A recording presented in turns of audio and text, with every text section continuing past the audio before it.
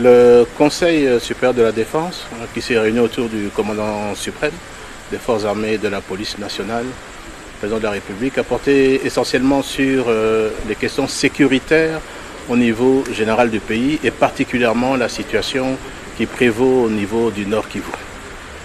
Là-dessus, un tour d'horizon a eu lieu sur des questions spécifiques militaires et opérationnelles qui se déroulent sur le théâtre des opérations au niveau de l'ensemble du Nord Kivu. Sur ce, le Conseil supérieur de la défense, après avoir entendu toutes les parties et tous les commandants qui sont autour de moi aujourd'hui, a pu d'abord lancer un message au niveau de la population que tout est mis en œuvre pour que la ville de Goma ne puisse pas tomber.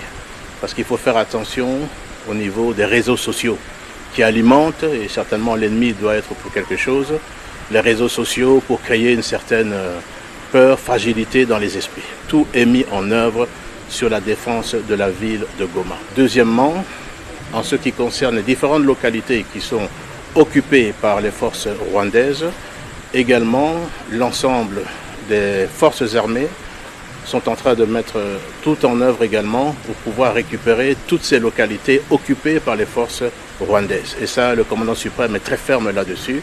Il a demandé que l'ensemble des dispositifs puissent être pris à ce sujet.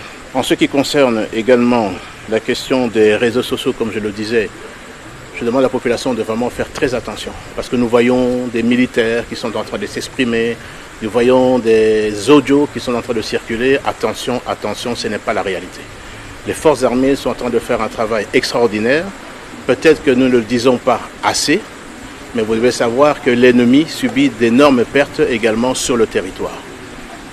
Enfin, le Conseil supérieur de la défense a demandé au commandant suprême, au chef de l'État, de pouvoir lever le moratoire sur la peine capitale en ce qui concerne les questions de traîtrise au sein des forces de défense et de sécurité. Voici les questions principales qui ont été discutées au niveau de ce Conseil supérieur de la défense autour du chef de l'État, le commandant suprême des forces armées et de la police nationale.